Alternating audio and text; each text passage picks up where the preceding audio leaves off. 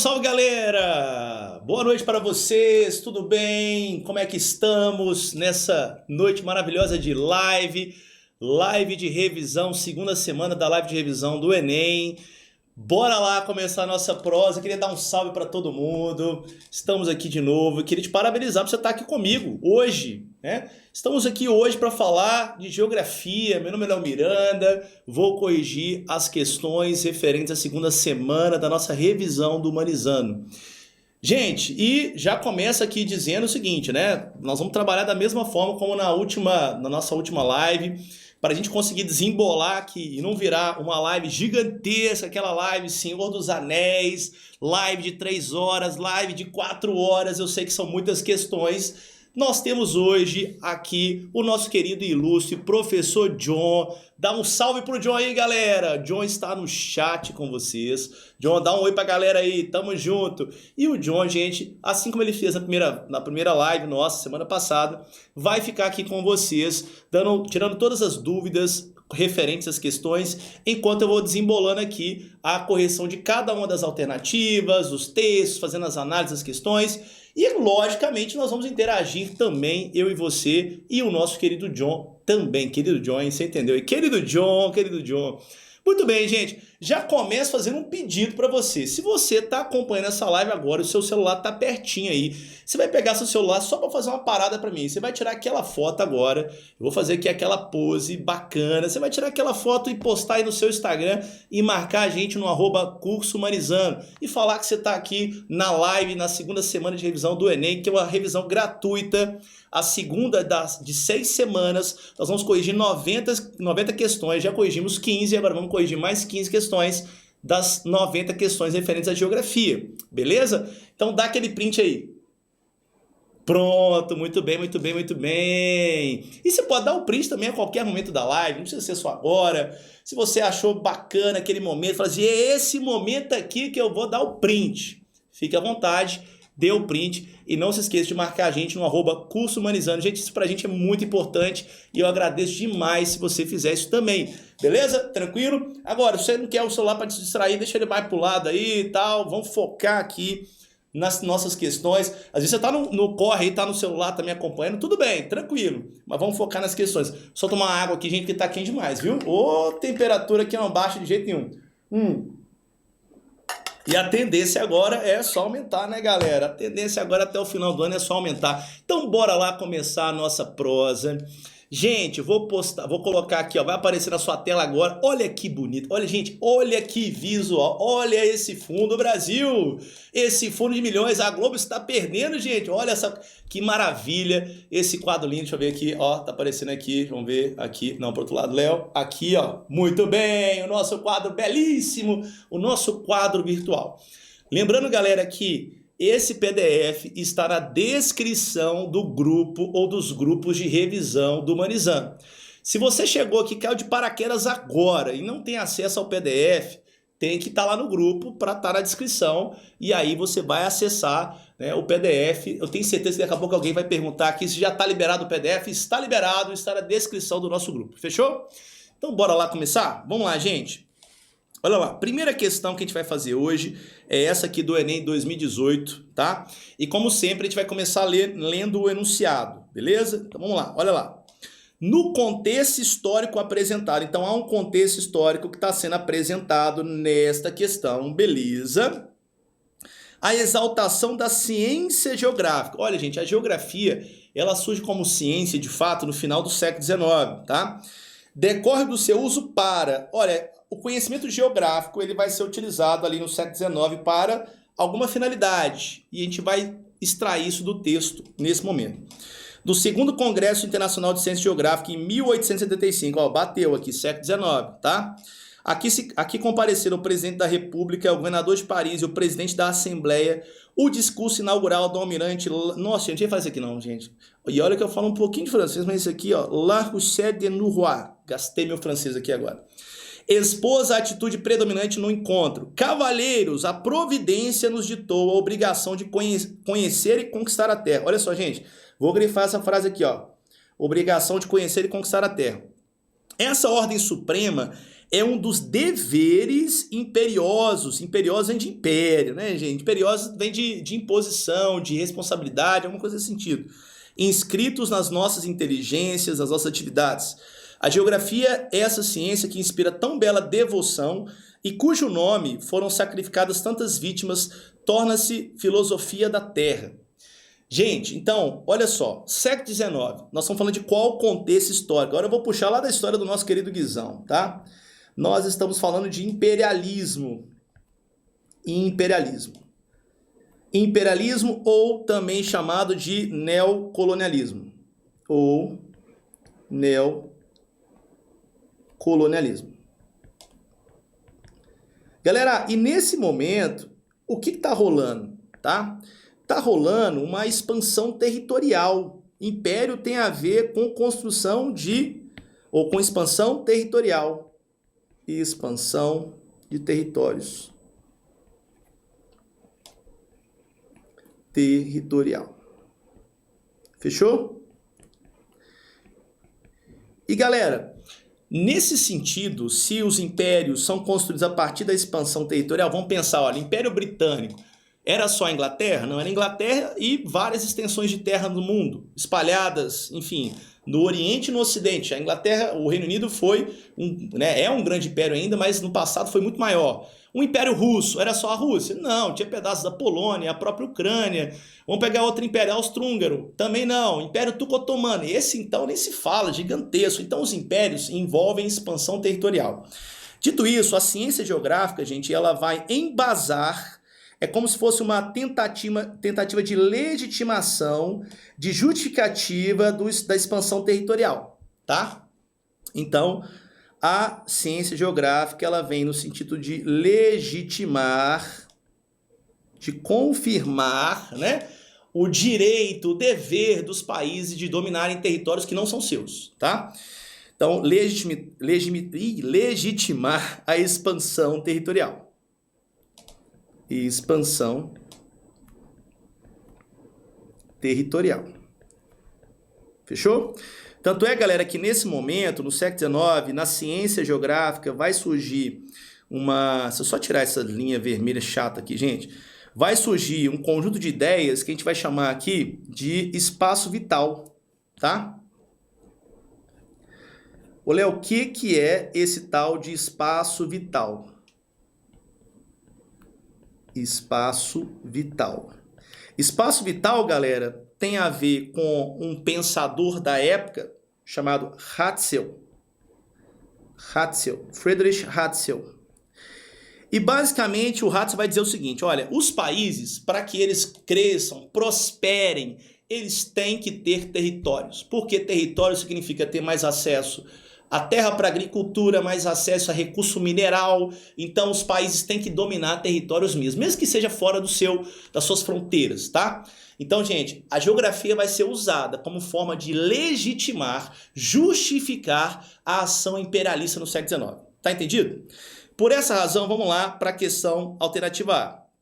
Então, a exaltação da geografia decorre do seu uso para, letra A, preservação de territórios ocupados. Gente, a gente vai preservar a cultura dos territórios ocupados. Vocês acham que quando a Rússia, o Reino Unido, a Inglaterra, enfim, o Império Austro-Húngaro, quando essa galera tomava algum território, eles mantinham a cultura local? Essa era a ideia? Era impor a cultura do império. Então tá errado a letra A. Muito bem.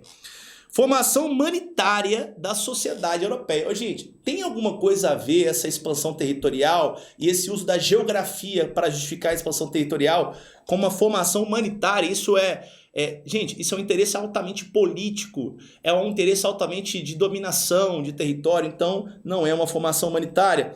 Catalogação de dados úteis aos propósitos colonialistas. Então a geografia vai servir para quê? Para fazer um mapa que vai dizer onde tem o minério de ferro, onde tem o petróleo, onde tem a água, onde tem recursos naturais. Catalogar isso é você reunir no mapa ou reunir dados geográficos que justifiquem essa expansão territorial. Então, gente, o nosso gabarito aqui é letra C, tá? Letra C é o nosso gabarito. Vamos ver a D? Desenvolvimento de técnicas matemáticas na construção de cartas. Olha, Isso, gente, foi um desdobramento do interesse, é uma consequência desse interesse do uso da geografia. Mas não é, de fato, o que está sendo dito no texto. A ideia é reunir o máximo de informações para poder ser representadas, inclusive serem representados os mapas. Letra E, consolidação do conhecimento topográfico, tá? Como campo acadêmico. A topografia, gente, é o relevo, tá? Olha, a gente sabe que o relevo, ele é uma parte do conhecimento geográfico. Mas o texto não falou assim, olha, a gente precisa conhecer o relevo, a topografia dele para dominar territórios. Ele está falando o seguinte, a gente vai usar a geografia para justificar a nossa expansão territorial. Então, a letra E não é a consolidação do conhecimento topográfico. A topografia é uma parte do conhecimento geográfico, mas não é o conhecimento geográfico todo. E não é a topografia que vai legitimar essa expansão territorial. Então, não pode ser a letra E. E aí, pessoas? Querido John, meu amigo John, você que tá aí com essa galera linda, gente, o que vocês acham dessas questões, dessa questão aqui em específico? Foi uma questão fácil, média, difícil? Manda pra gente aí. Qualquer dúvida, nosso amigo John está aí para nos ajudar nesse processo aqui, da gente desembolar o máximo de questões possíveis. Se você chegou agora, olha só, a gente está corrigindo aqui a segunda semana de revisão do Enem Geografia. O arquivo está lá na descrição do grupo, no Drive, na descrição do grupo no WhatsApp, beleza? Se você está se perguntando, essa live ela vai ficar gravada? Vai ficar gravada sim, então você vai poder consultar depois para tirar dúvidas sobre o que a gente está falando aqui, tá? Mas eu recomendo fortemente que você fique comigo até o final. Agora, gente, nós estamos aqui, reta final do Enem. Agora é segurar o boi pelo chifre, irmão. Agora eu quero todo mundo comigo aqui até o final. Eu posso contar com você até o final dessa live aqui? Então fica comigo. Eu sei que eventualmente você tem que trabalhar, fazer qualquer outra coisa. Tudo bem que nós já estamos de noite, né, gente? A galera agora vai dormir, né? Mas às vezes você tem um trabalho aí até mais tarde. Gente, fica comigo que vai valer a pena, beleza? Bom, só tomar uma aguinha aqui que tá um calor. E como eu falei com você, eu tô sentindo muito calor. Gente, eu tô calorento demais da conta. Vamos lá, então, para a segunda questão, tá? Deixa eu tirar o zoom aqui, porque às vezes alguém quer dar um print, quer fazer alguma coisa, você pode fazer o seu print aí feliz, tá? Bora lá para a próxima questão. Questão seguinte aqui. Olha lá, gente. Essa questão, gente, vocês vão reparar que ela é uma questão do Enem PPL, tá? Eu quis colocar essa questão aqui nesse arquivo, apesar de a gente estar usando principalmente as primeiras aplicações do Enem, a prova principal, porque Enem PPL é a prova, a segunda aplicação, a aplicação para pessoas privadas de liberdade e tal, mas é uma prova muito legal e essa questão eu achei muito bacana e muito cara também da primeira aplicação do Enem, por isso eu coloquei ela aqui no arquivo, beleza? Então vamos lá, gente, olha lá, vamos pegar o enunciado primeiro. Para o Brasil, uma consequência gerada pelo cenário econômico exposto, então eu quero uma consequência de um cenário econômico. Então, o texto está descrevendo um cenário econômico. Vamos ver qual é esse cenário econômico aqui, ó. O dólar fechou sexta-feira cotado a 5,45. 5,45. Dia 15 do 10 de 21. Gente do céu, 21. E o dólar tá mais ou menos a mesma coisa hoje, hein? Em queda de 1,1%. Após uma semana turbulenta, quando atingiu 5,57 e forçou o Banco Central a vender 1 bilhão por instrumento de mercado. A moeda norte-americana teve a sua maior queda em 2 semanas, mas dá sinais que vai seguir valorizado ante o real nos próximos meses. Pesam nesse cenário de alta fatores políticos, como o risco país. Ô, Léo, o que é o risco país? O risco país, basicamente, gente, reúne ali uma mensuração, uma contabilidade ali meio que informal, tá? De investir no Brasil, já que o Brasil tem instabilidades políticas, o Brasil não tem recursos para investir em infraestrutura muitas vezes, então isso seria o risco Brasil, tá? Altas dos juros pressionando menos investimentos e expectativas pessimistas do mercado para o futuro. Bom, dito isso, vamos para a questão. Olha lá. Para o Brasil, letra A, tá? Uma consequência gerada pelo cenário econômico é a melhoria na arrecadação de impostos do comércio. Galera, de cara tá errado. Por quê? Se o dólar aumenta, quer dizer que produtos importados ficam mais caros. E não só os produtos importados. Por quê? Muitos produtos que são nacionais, sei lá, uma geladeira, uma máquina de lavar, enfim, um micro-ondas, alimentos, que muitas vezes... Vamos pegar eletrodoméstico que é mais fácil de entender e processar essa informação. Um eletrodoméstico, às vezes, ele tem uma peça que vem de fora, vem da China, vem, enfim, de outro lugar do mundo. E essa peça sempre é importada em dólar. Então, por mais que a máquina de lavar seja fabricada no Brasil, a peça importada encarece a máquina de lavar. Isso acontece com o pão francês, por exemplo. A farinha de trigo para fazer o pão, ela é importada da Argentina, do Canadá, da Rússia, e ela é importada em dólar. Então, galera, não melhora a arrecadação, porque o produto vai ficar mais caro e o comércio vai vender menos. Então, a letra A está errada. B, crescimento da entrada de investimento, de capital estrangeiro no país. Ô, gente, o próprio texto já diz no final assim, ó, gerando expectativas pessimistas, peraí, rapidão, pessimistas do mercado para o futuro. Cara, pensa bem, se você é um investidor, você vai trazer dinheiro para o Brasil sabendo que há uma perspectiva pessimista em relação à economia brasileira, sabendo que o comércio vai ser prejudicado por esse aumento do dólar, etc. Então não é crescimento, é pelo contrário, é a saída. Inclusive, gente, o dólar encarece, porque dólar é uma mercadoria como outra qualquer, como a minha garrafinha de água, enfim, como qualquer coisa. Se o dólar é uma mercadoria, se ele está ficando caro é porque está faltando essa mercadoria, porque o dólar está indo embora do Brasil. Os caras estão levando dinheiro para outro lugar. Por isso que nós temos, né, um contrário. Não é crescimento, é redução da entrada de dólar. Diminuição do poder de compra da população. Gente, bingo, né? Aqui, ó, gabarito da questão. Por quê? Se o dólar fica mais caro, consequentemente, as mercadorias vão ficar mais caras. As mercadorias ficando mais caras quer dizer que o nosso dinheiro, que não aumentou na mesma proporção, passou a valer menos. Chama inflação. Então, o dólar gera inflação, logo diminui o poder de compra da população. Está correta a letra C. Olha a letra D. Aumento das importações de manufaturados. Galera, aumento de importação, cara, você acha que faz sentido? Não, por quê? Porque os importados estão mais caros, galera. Então, ó, no. Vamos lá para E. Redução do fluxo de entrada de turistas. Gente, a gente vai reduzir o fluxo de turista. Pensa bem, o turista, ele vem para o Brasil, vamos lá. Geralmente ele traz dólar ou euro, tá? O turista é estrangeiro, beleza? Ô, gente, se ele tá trazendo dólar pro Brasil, o real tá mais barato frente ao dólar e o dólar tá muito valorizado, quer dizer que o dólar faz, né, com que as pessoas tenham ali um custo barato para vir para o país. Então não é redução, mas sim aumento. O turista vai nadar de braçada no Brasil com um dólar caro. Por quê? Ele chega no Brasil, ele consegue comprar um monte de coisa, vai pagar o hotel baratinho, vai pagar o passeio baratinho, porque o dinheiro dele vale muito. Fechou? Gente, me contem aí o que vocês acharam dessa questão. Fácil, média e difícil. Eu vou te perguntar isso em todas as questões para a gente mapear o que vocês acham. Olha, gente, essa é uma questão que eu classificaria como uma questão média, tá? Fácil para média, beleza? Porque existe uma certa análise, apesar do gabarito ali ser um gabarito mais ou menos relacionado, mais ou menos não, direto ao texto, tá? Mas eu considero ali entre fácil e média essa questão. Fechou? Bora lá, pessoas. Ô, gente, manda pra gente aqui, manda pra mim, pro John, pra todo mundo que tá acompanhando essa live aqui. Da onde você tá acompanhando a nossa live? Manda aí.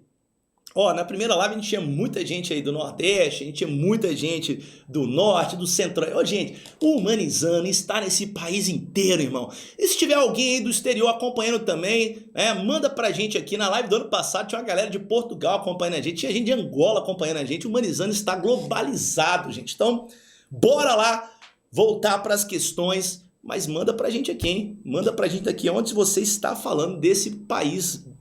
Bora, bora, bora. Próxima questão aqui, galera.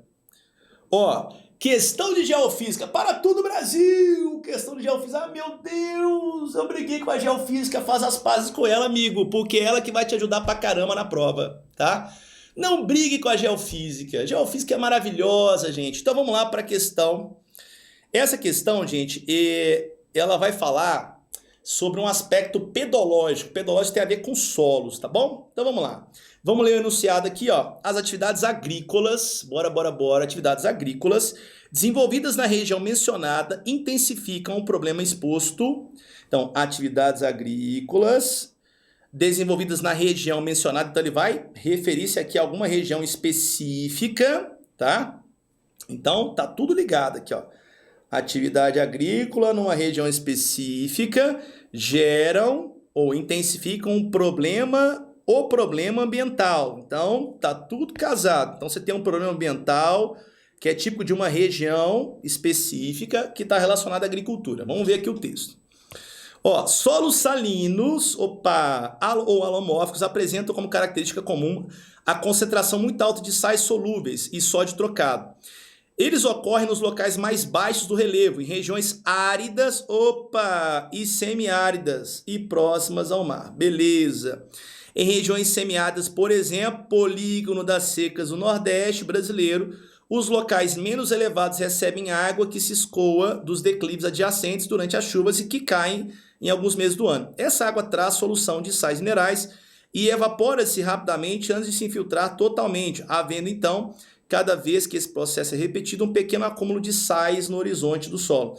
Gente, acúmulo, guarda essa expressão aqui, cara, acúmulo de sais no horizonte superficial, que com o passar dos anos provoca a salinização do solo. Gente, bingo, a questão vai te perguntar sobre esse termo aqui, ó, salinização do solo, beleza? Nas últimas décadas, a expansão das atividades agrícolas na região tem ampliado esse processo.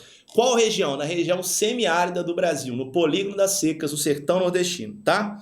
Gente, para essa questão, eu já até trouxe um desenhozinho aqui para a gente conversar sobre ela, mas vamos lá. Vamos então localizar essa parada aqui, ó. Muito bem, vamos desenhar aqui, né, o nosso Brasil baronil. Vou fazer só um pedacinho do Brasil aqui. Região Nordeste. Cá está o polígono das secas, né, o sertão nordestino. A gente sabe que essa região do nosso país é uma região muito seca, é uma região semiárida, tá? Então aqui você tem o semiárido nordestino. E o semiárido nordestino tem como característica o fato de ser quente e seco. Beleza? Gente, o que o texto está dizendo é o seguinte, olha, numa área que é semiárida, como o sertão do Nordeste, quente também, a água da chuva, ela, ao infiltrar no solo, ela não vai aprofundar-se demais, até porque o solo do semiárido, gente, é um solo raso. Então, quando você vai analisar o solo lá do semiárido nordestino, vamos desenhar um solozinho aqui, ó. Esse solo é um solo mais raso, esse aqui são rochas, tá, gente? Que estão abaixo do solo. Então, você tem aqui os solos, os sedimentos, peraí. Então, cá está o solo. Esse solo vai ser um solo raso. Por que ele é um solo raso, Léo? Ele é um solo raso exatamente porque está numa área seca, tá, gente? Solo raso. E o problema é que esse solo, além de ser raso, ele é rico em quê? Ele é rico em sais minerais. Tem muito sal aqui, tá? E por que tem muito sal nesse solo, Léo? Tem muito sal nesse solo, galera, porque quando a água infiltra no solo, ela não se aprofunda muito e a alta temperatura faz a água evaporar. Então, a água evapora e o sal fica. Então, a elevada evaporação de água faz com que você tenha mais sais no solo. Então, a causa, ó, vamos colocar aqui, peraí, causa elevada evaporação de água. Evaporação. Então, a evaporação mais elevada faz com que você tenha mais sais no solo. A pergunta é, o que pode potencializar essa salinização? Galera, o que vai potencializar a salinização é a agricultura. Por quê? Como que o agricultor pode fazer isso? Gente, da onde que vem a água que o agricultor, por exemplo, usa para irrigar os seus cultivos? Imagina que isso aqui é um cultivo agrícola, tá, gente? Então, você tem aqui o cultivo. Vamos colocar aqui, ó, cultivo. Tá lá o nosso cultivo, beleza? E aí o agricultor do semiárido, ele vai usar as águas próximas, os rios próximos, para poder irrigar a lavoura, tá? Ele vai tirar a água dentro do rio. Vai tirar a água do rio, deixa eu colocar aqui a água. Muito bem, tá tirando essa água aqui, ó, para irrigar as lavouras. Só que qual que é o problema de retirar água, gente, de dentro do rio para irrigar as lavouras? O problema todo é que nas águas dos rios você tem sais minerais. Se você tem sais minerais dissolvidos, sais solúveis, né, ou sais dissolvidos, o que vai acontecer, galera? Quando você irrigar as lavouras, consequentemente, a água vai evaporar também porque está muito quente, mas o sal vai ficar. Ou seja, você tem um local que já tem muito sal no solo, você irriga demais, irriga em excesso, de forma que essa água evapora e o sal fica no solo. Então, galera, o problema todo está na irrigação em excesso. Irrigar demais os solos do semiárido nordestino vai causar o problema que a gente está falando, que é a salinização. Fechou? Então vamos lá. Dito isso, a prática agrícola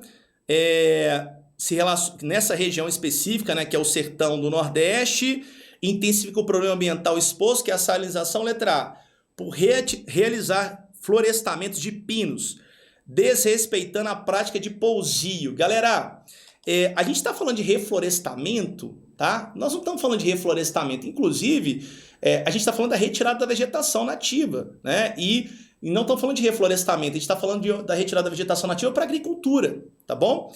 E outro ponto, respeitando a prática de pousio. Gente, pousio é deixar a terra em descanso. Deixar a terra em descanso para que você possa recuperar esse solo.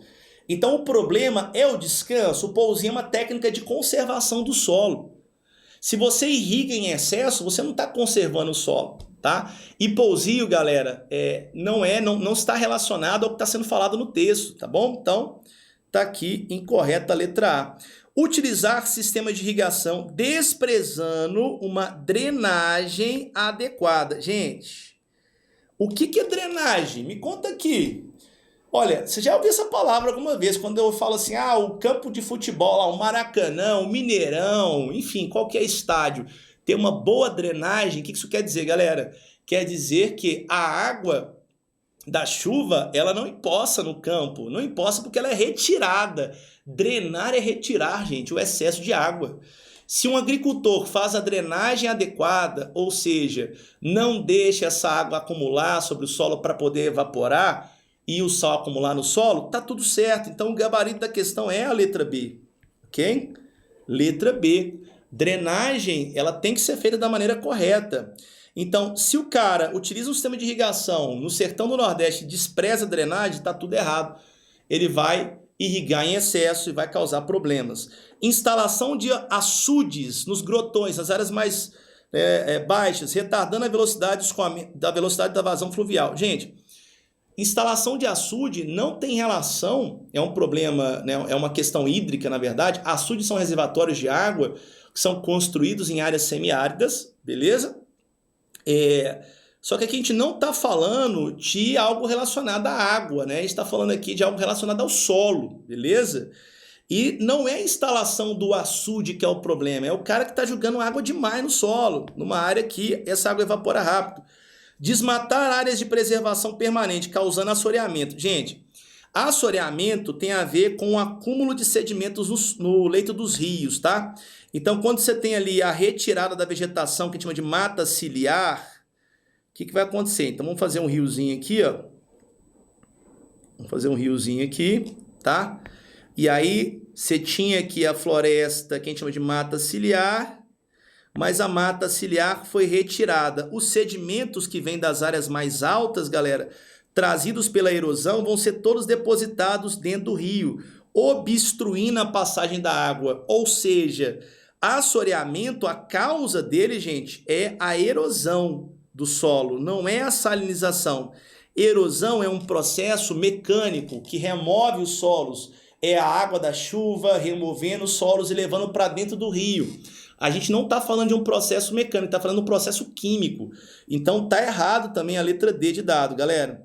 Vamos lá para a letra E. Aplicar fertilizante de origem orgânica, modificando a química da terra. Olha só, o fertilizante orgânico, ele visa recuperar o solo, tá, gente? E o fertilizante orgânico, ele não é o problema, né, nesse caso, porque em tese o fertilizante ele vai melhorar a qualidade do solo. O problema maior, gente, não é o fertilizante orgânico, é o fertilizante que não é orgânico, não é o esterco, por exemplo. É o fertilizante que é fabricado em laboratório, tipo o NPK, que é o principal fertilizante usado no mundo, tá, gente? Então a gente não está falando aqui de um problema relacionado a fertilizante orgânico, tá? Poderia ser relacionado ao uso de fertilizante químico Mas vem cá, gente, fertilizante químico tipo o NPK, que é o nitrato, fosfato, potássio, ele é um sal. Cara, não faz sentido você aplicar fertilizante, galera, numa área semiárida. Por quê? Porque o solo já tem sal demais, irmão. Se você colocar mais sal, você vai piorar a situação, tá? Só que aqui a gente está falando de fertilizantes, a letra F traz fertilizantes orgânicos, né? A questão toda é, não há necessidade de aplicar fertilizante, porque esse solo já tem muitos nutrientes, ele só não tem água, tá? E o problema, galera, não é aplicar o fertilizante de origem orgânica, é aplicar qualquer fertilizante, não faz sentido nenhum, e isso numa região semiárida, tá? Poderia gerar salinização, o uso de fertilizantes químicos e não orgânicos? Poderia. Mas, como eu disse, não faz sentido porque essa área já tem muito sal, já tem muito nutriente no solo. O que acontece é que falta água, beleza? Então, letra E incorreta. E aí, gente, o que acharam dessa questão? Questão fácil, média ou difícil? Olha aí. O que vocês acharam? Me contem aí. Como estamos nesse dia belo, nessa noite maravilhosa aqui de live? Galera, você que chegou agora, ou você que está aí na live e chegou um pouquinho depois do início, cara, se puder dar aquele print na nossa live em algum momento da live que você achar bacana e postar lá nos seus stories marcando Curso Humanizando, a gente fica muito feliz. Vai ser muito bacana. Obrigado demais, tamo junto. Então vamos lá prosseguir com a nossa conversa aqui, ó. Simbora, gente! Simbora que o Natal tá chegando, gente. O Natal tá aí, gente. Olha o amigo oculto! Olha a maionese com uva passa! Ei, nossa senhora, maionese com uva passa. Não sei se é pior uva passa ou se é a maçã na maionese. O que vocês acham, gente? Uva passa sim ou não? A polêmica da uva passa. Bora lá. Gente, questão do Enem 2022. Vamos lá. Seguinte. Você tem dois esquemas. Aí vamos analisar os esquemas aqui. Vou até usar outra canetinha aqui, deixa eu ver se tá legal para você ver aqui. Vou dar um zoom para ficar mais legal no nosso quadro virtual. Gente, olha que coisa bela esse quadro virtual. Olha essa moldura, Brasil. Olha essa coisa linda aqui, velho. Olha, olha, olha.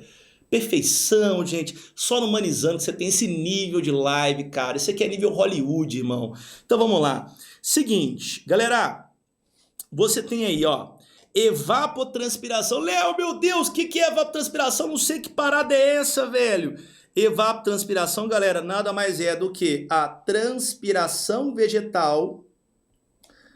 As plantas transpiram, transpiração, mais a evaporação de água. Evaporação. Beleza? Ô, gente, eu falo que na geografia não tem palavra mais bonita, né? Olha que sensualidade, que beleza essa palavra, evapotranspiração. Já pensou? Não passa, quando você fala evapotranspiração, não passa aquela sensação assim de sapiência, você é uma pessoa que sabe muito. Cara, olha, evapotranspiração, né? Você não dá bom dia, você dá evapotranspiração para as pessoas. Você não dá boa noite, você fala evapotranspiração. Então vamos lá. No primeiro esquema, gente, a evapotranspiração 35%, tá? No segundo esquema, se você olhar aqui do lado, olha lá, aqui tá 35%, aqui tá quanto, gente? 40%. Bom.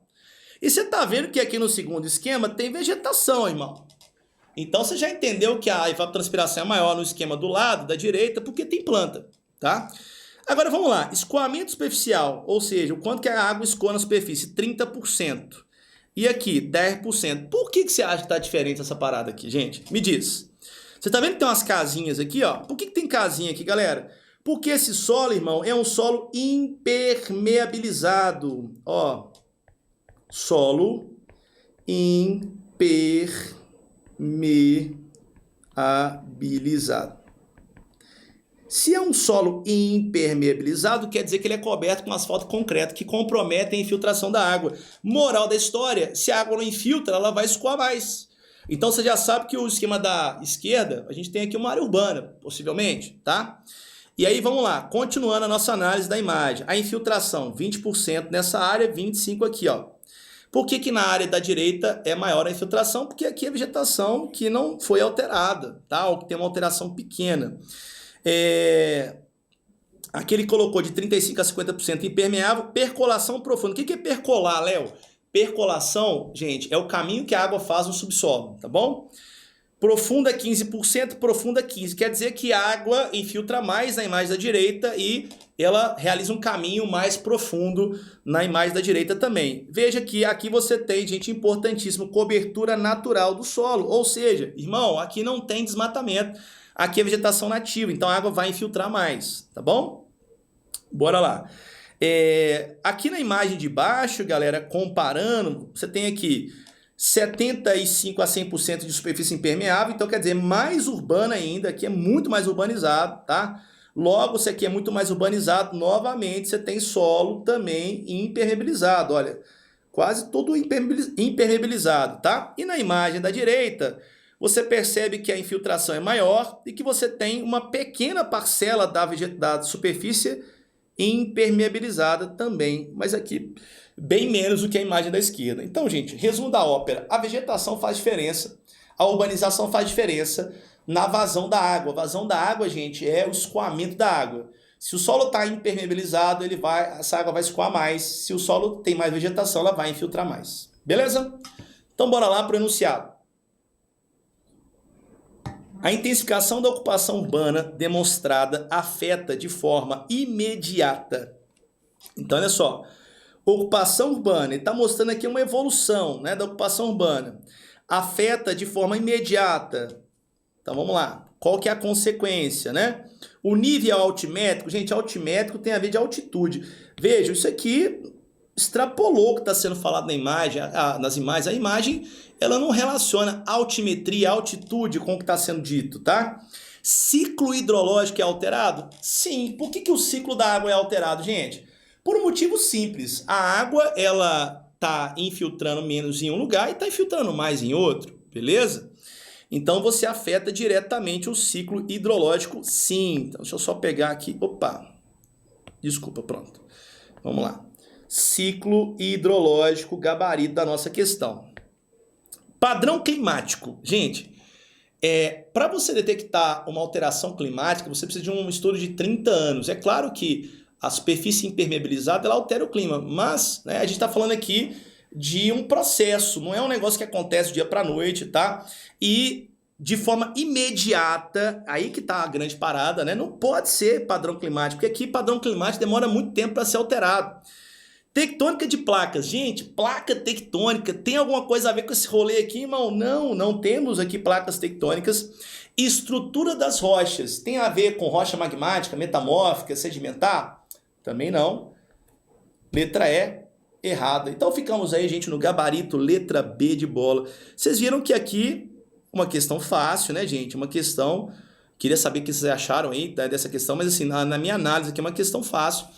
Uma questão que a gente consegue captar as informações pelas imagens, fazendo uma análise bem rapidinha. Tá bom? Então, bora lá. Prosseguindo aqui. Bora. Gente, lembrando que nosso querido professor John está aí com você para tirar todas as dúvidas. Muito bem, nossa live está bombando, o chat está bombando, hein? Eita, nós. Muito bem, galera. Então, bora. Ó, seguinte. Questão, gente, que, lembrando, é pouca recorrência, baixa recorrência no Enem, tá, gente? Esse tipo de questão aqui. Mas eu falei isso na última live e vou reforçar para vocês. Questões de baixa recorrência não quer dizer que são questões fáceis. Quer dizer que elas não aparecem tanto. Porque tem questão, vocês viram aquela do solo lá que a gente fez agora há pouco, né? Essa é uma questão que tem média recorrência, mas eventualmente você tem questões que são difíceis e que são de baixa recorrência. Essa aqui é uma questão que é de baixa recorrência e é uma questão relativamente simples. Vamos lá falar sobre ela. Considerando que a distância entre o local onde os destroços do avião foram avistados e a cidade de Perth é de 2 centímetros, a escala aproximada dessa representação cartográfica... Gente, olha só, questão de cartografia, questão de escala. Muito bem, gente. Então vamos pensar aqui, ó. Escala tem 2 jeitos de você calcular a escala, tá, gente? A que eu mais recomendo, a mais fácil de todas, é fazer por regra de 3, tá bom? Pra você não ficar decorando formulazinha, regra de 3 sempre resolve a nossa vida. Gente, vamos lá. Se nós temos aqui nessa imagem, olha lá, 2.500 quilômetros. Então, só recapitulando, a questão fala aqui do possível trajeto do voo da Malaysia Airlines que caiu em 2014, né? Que até agora ninguém encontrou esses destroços aí. Se você tem aqui 2.000 quilômetros e uma distância entre Perth e esse ponto que está marcado aqui é de 2 centímetros, então dá para dizer que 2 centímetros equivalem, vamos colocar assim, igual a 2.500 quilômetros, certo? Se 2 centímetros, galera, equivalem a 2.000, só confirmando aqui, os dados estão certinhos, estão, isso, muito bem, 2.500, tá certinho, tudo certo. 2.500 quilômetros, galera, quanto que metade disso vai equivaler? Galera, aqui a conta é bem simples, né? Qual que é a conta? Bom, se 2 centímetros valem 2.500, logo, vamos colocar aqui de baixo, ó, 1 centímetro vai equivaler a x. Regra de 3 está prontinha, tá? Então, você tem que x, que poderia ser o E de escala, é 2.500 quilômetros dividido por, só consertar aqui, por 2 centímetros. Ô, gente, eu sempre recomendo converter unidades em questão de escala, tá? Mas aqui não tem nem necessidade, tá bom? Então, aqui, galera, a gente tem que fazer simplesmente o seguinte. Aqui, a grande questão é, divide quilômetro por centímetro, aqui você pode fazer uma proporção básica, simples, né? Se 2 equivale a 2.500, metade de 2.500 vai dar 12,5, não é isso? Então, daria 25 dividido por 2. Então, quer dizer, você tem 125... ou 125 aqui vai dar centímetros, que é a escala... Ah, gente, um detalhe importante, tá? Que eu já estava me esquecendo aqui, ó. Antes de marcar o gabarito e de a gente falar da questão. Perceberam que não tem a unidade medida aqui, ó? Cadê a unidade medida, gente? Quando não tiver a unidade medida, a escala, ela é padronizada em centímetro. Então, aqui você tem 1 centímetro no mapa equivalendo, né? A 12.500 centímetros na realidade, beleza? Aqui também, centímetro. Todo mundo está em centímetro aqui, ó. Se todo mundo está em centímetro, cara, vamos achar a resposta aqui, ó. Isso aqui vai dar, então, 12... Peraí, vamos fazer a conta aqui. Tá nele, matemática, 125, 1.250. Muito bem, 1.250 quilômetros. 1.250 quilômetros. Só que a resposta está em centímetro. O que você faz para converter 1.250 quilômetros para centímetro, galera? Gente, basta acrescentar 5 zeros na frente desse número, tá? Vamos acrescentar 5 zeros aqui, ó. 1, 2, 3, 4, 5 zeros. Tá lá os nossos 5 zeros. Ficamos, então, com, vamos ver aqui, 125 milhões, perdão. Opa, pontinho tá errado aqui, isso mesmo.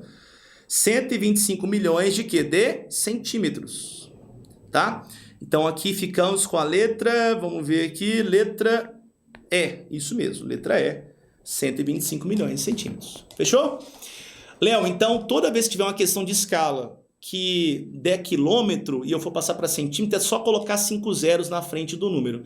Se for o contrário, se você quiser passar de centímetro para quilômetro, tá, gente? Aí você vai cortar 5 zeros ou andar com a vírgula para a esquerda 5 vezes, tá bom? Então, sei lá, se eu quisesse passar esse número aqui para quilômetro, eu iria cortar 5 zeros. Ó. Então, daria 1.250, né, quilômetros. Fechou? Então, vou deixar aqui sem cortar, porque nós já achamos a resposta. E aí, gente, questão de escala. O que vocês acharam da questão de escala aí? Conta para nós aí. Conte para as nossas pessoas que estão acompanhando essa live. Maravilhosos. Ô, gente, eu fico tão feliz. Mas tão feliz quando vocês mandam mensagem aqui pra gente, conversam com a gente, vêm pra live. Cara, eu fico muito feliz. Queria agradecer de coração por você estar aqui hoje, cara. Isso é uma decisão que vai fazer toda a diferença no seu resultado, na sua vida. Então, obrigado por vocês estarem aqui hoje, viu? Bora lá então, gente. Próxima questão. Olha lá. Essa questão, gente, foi uma questão interessante de 2023, porque ela fica ali entre a sociologia e a geografia. Vocês vão reparar que tem algumas questões que elas são mais ou menos ali uma mistura. Às vezes você consegue colocar, essa aqui é a geografia certinha. Inclusive, na hora que a gente foi elaborar os nossos materiais, a gente organizou os nossos materiais por a frequência, né, das questões, tá? Então, assim, no caso dessa aqui, galera, é uma questão que daria tranquilamente para a Lu de Sociologia e Filosofia trabalhar ela também, tá?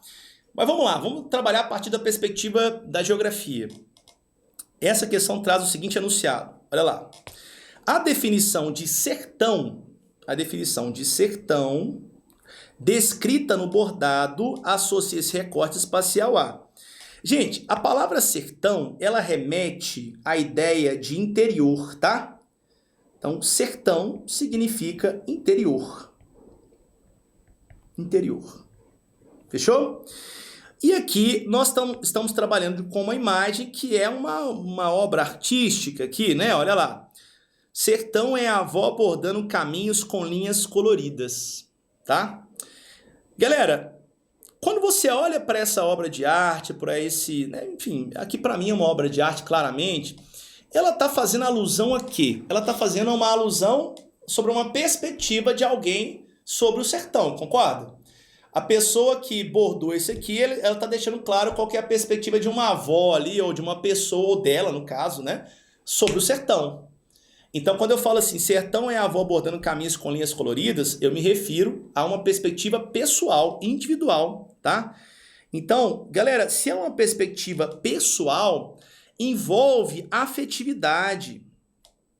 Você tem afetividade, né, por esse espaço. Você tem uma afetividade espacial, tá? A afetividade espacial. Envolve, portanto, uma identificação. Também poderia ser colocado aqui nessa questão. A gente está falando de identificação.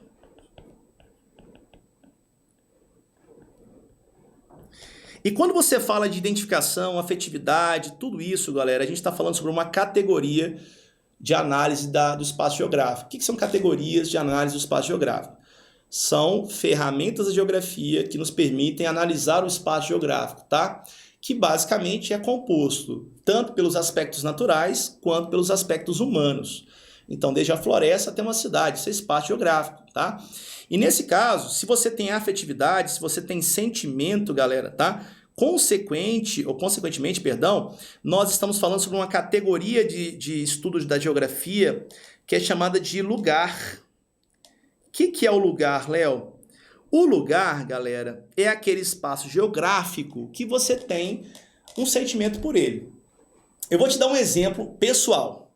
Gente, eu morei muito tempo com os meus avós antes de casar, né? E assim, meus pais são vivos, mas assim, eu morei com os meus avós por algumas razões pessoais, né? E até não tenho nenhum problema com os meus pais, tá, gente? Amo demais meus pais.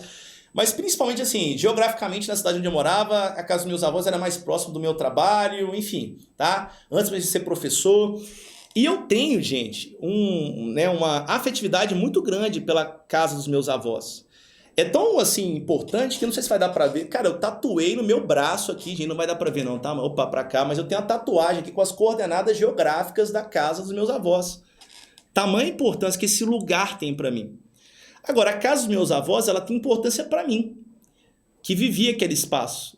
Pra outra pessoa não tem esse valor, sacou? Então, o espaço singular é o lugar. É isso, tá? Depois comenta aqui no chat se mais alguém aí tem esse espaço singular, a casa da avó. Casa de vó é casa de encontro, é casa de alegria, né, gente? Então, assim, muito bom. Seguinte, vamos lá então.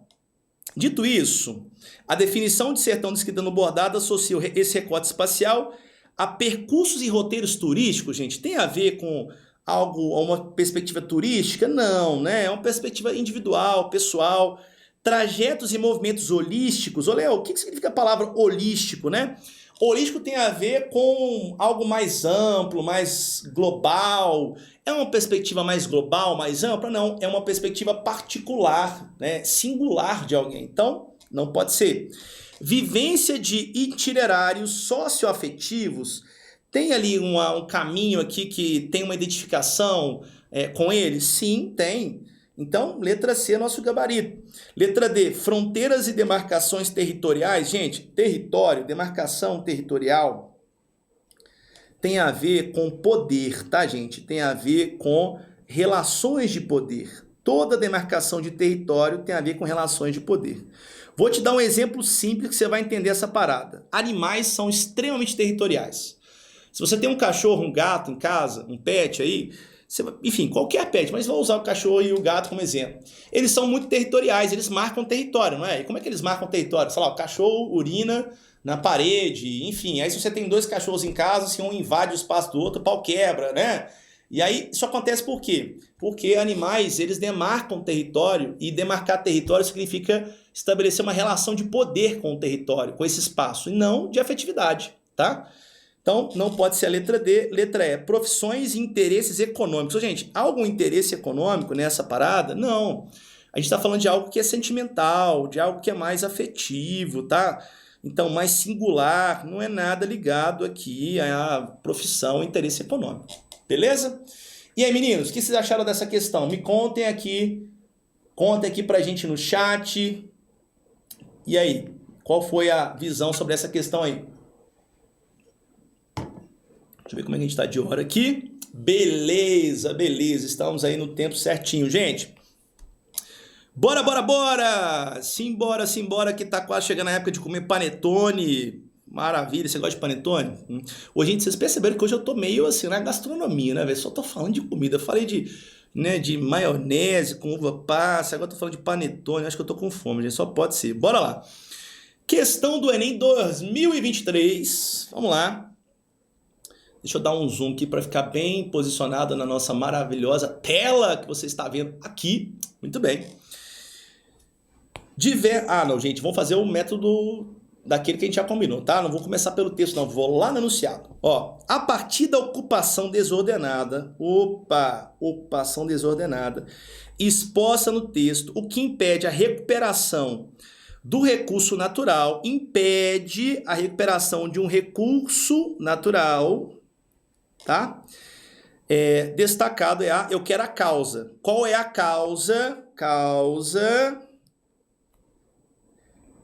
que impede, tá? Que impede a recuperação do recurso natural que está sendo falado no texto. Vamos ver aqui. Diversos são os fatores causados da degradação do solo, atuando de forma direta ou indireta, mas quase sempre a grande maioria das terras degradadas inicia esse processo com desmatamento. Beleza. Então, o desmatamento aqui ele é bem intenso e ele é um grande responsável pela degradação do solo, que podem ser seguidas por diversas formas de ocupação desordenada, como corte de talude. Talude, galera, são encostas, tá bom? Os morros, para a construção de casas, rodovias e ferrovias, agricultura com uso de queimada, vários tipos de mineração, irrigação excessiva, crescimento desordenado das cidades, superpastoreio, uso do solo para diversos tipos de despejos industriais e domésticos, sem tratamento da área que recebe esses despejos. Enfim, de uma forma ou de outra, os solos tornam-se degradados, sendo muitas vezes difícil ou quase impossível a sua recuperação. Dito isso, qual é a causa que impede a recuperação do solo, que é o recurso natural que está sendo falado aqui, tá? A elevação da biomassa, gente, vamos pensar. Biomassa é matéria orgânica, tá? Você está elevando a quantidade de matéria orgânica, tá? É isso que impede a recuperação desse solo? Não, tá? Porque todas as características que foram faladas no texto, elas não aumentam a biomassa, elas reduzem a biomassa. Redução da salinização. Gente, salinização é uma degradação do solo, que a gente falou agora há pouco, que tem a ver com a irrigação em excesso devido à agricultura que não usa uma boa drenagem em áreas semiáridas. O texto, gente, ele traz como causa que impede a recuperação a redução da salinidade. Cara, não é redução, né? Tudo que está sendo falado aqui está dizendo o seguinte, irmão, você tem vários fatores que estão causando ou comprometendo a recuperação do solo, tá? Então, nós não estamos falando que a redução da salinização impede, tá, a recuperação do solo, porque não é redução, é aumento da salinização. A agricultura entra nesse bolo aí. Então, não é redução, mas sim aumento. Não pode ser a letra B. Diminuição da fertilidade. Galera, podemos falar que a fertilidade ela diminui caso você tenha esse tanto de coisa sendo falada, principalmente o desmatamento. Queria destacar aqui o desmatamento, gente. Por quê? Porque desmatar, vamos colocar aqui em cima, significa reduzir a cobertura vegetal. Reduzir a biomassa, como eu falei agora há pouco. Redução. Redução da biomassa. Biomassa. Beleza? Gente, se você está reduzindo a biomassa, tá? Um fator que impede a recuperação do solo é a diminuição da fertilidade? Sim, claro, tá? Vamos ver aqui a letra D, ampliação da microfauna. Gente, vamos pensar, se você está tirando a vegetação, se vai ter menos biomassa, vai ter mais microfauna? Vai ter menos microfauna. Não é ampliação, é redução. Decomposição do substrato. Substrato, galera, é aquilo que forma o solo. Substrato é matéria orgânica, tá? Substrato, gente, favorece o solo, né? A decomposição favorece. A gente está falando de algo que vai favorecer a decomposição da matéria orgânica? Não, porque nem tem matéria orgânica. Você está tirando a matéria orgânica com desmatamento. Então não pode ser a alternativa E também, tá? Ficamos aí na alternativa C, beleza? E aí? O que vocês acharam da questão, gente? Conta pra gente aí no chat se essa foi uma fácil, média ou difícil. Bora lá para a próxima. Bora lá. Próxima questão, galera, uma questão de demografia aqui, ó, Enem 2018. Simbora, simbora. Seguinte, nessa questão, gente, você tem, ó, vamos pegar o enunciado primeiro. Em meados do século XX, o fenômeno social descrito, então tem um fenômeno que está descrito aqui, contribuiu para o processo europeu de... Então, eu quero a consequência. Contribuiu é consequência, tá bom? Qual foi a consequência desse fenômeno social? Consequência, qual foi? Beleza. Vamos ver a questão? Olha lá. Os países industriais adotaram... Gente, importante isso aqui, hein? País industrial. Adotaram uma concepção diferente das relações familiares do lugar da fecundidade na vida familiar e social. Léo, o que é fecundidade? Fecundidade, galera, é o número de filhos, tá? Filhos por mulher. Que tenha 15 a 49 anos. Beleza? Léo, por que 15 a 49 anos? Porque essa é a idade fértil, o período fértil da mulher médio, tá, gente? Então é a quantidade de filhos que as mulheres têm durante esse espaço, esse intervalo de tempo. Tudo bem? Bom, dito isso, galera... caramba, pronto. Voltando aqui para a questão. A preocupação de garantir uma transmissão integral das vantagens econômicas e sociais adquiridas tem como resultado uma ação voluntária de limitação do número de nascimentos. Vamos ler essa frase de novo. Ó. A preocupação de garantir uma transmissão integral de vantagens econômicas e sociais adquiridas tem como resultado uma ação voluntária de limitar o número de nascimentos. Então, o texto está dizendo o seguinte, essa frase, né? Bom, para que você tenha uma passagem da riqueza, dos benefícios econômicos e sociais para as próximas gerações, se tem muito nascimento, se tem muito filho, né? Essas mulheres têm muito filho, consequentemente você vai ter que dividir esse recurso para mais pessoas. É isso que está sendo falado no texto aqui, tá? Então vamos lá. Em meados do século XX, o fenômeno social descrito contribuiu para o processo europeu de... Gente, nós estamos falando aqui que a industrialização tem relação com esse processo, tá? De limitação de número de nascimentos, beleza? Porque os países entenderam que, enfim, né, economicamente falando, tem uma população muito numerosa, isso poderia comprometer a economia, tá bom? Mas na Europa, por exemplo, ninguém limitou o número de filhos não, tá, gente? Isso foi um processo natural. Esse processo natural, gente, ele tem um nome. Como é que ele chama, Léo? Ele chama transição demográfica. Transição demográfica. Beleza? Basicamente, gente, transição demográfica, a gente está falando de quê? Nós estamos falando das mudanças com relação ao crescimento da população, tá? Mudanças do padrão de crescimento da população. Mudanças nos padrões de crescimento da população. da população. Beleza? E, gente, isso altera o quê? Basicamente 3 variáveis. Quais são elas? Altera a taxa de natalidade, vamos anotar aqui. Natalidade. Natalidade é a quantidade de nascimentos por ano.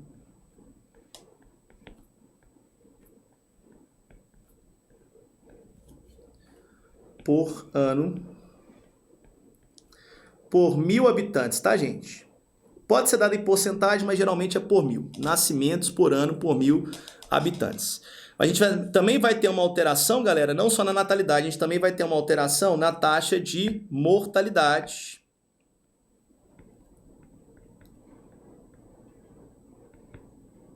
Gente, deixa eu só fazer uma coisa aqui para igualar o gráfico. Opa, peraí, só trocar a cor das palavrinhas aqui, porque eu fiz um gráfico aqui embaixo para facilitar a nossa vida. Vamos colocar aqui a natalidade como azul.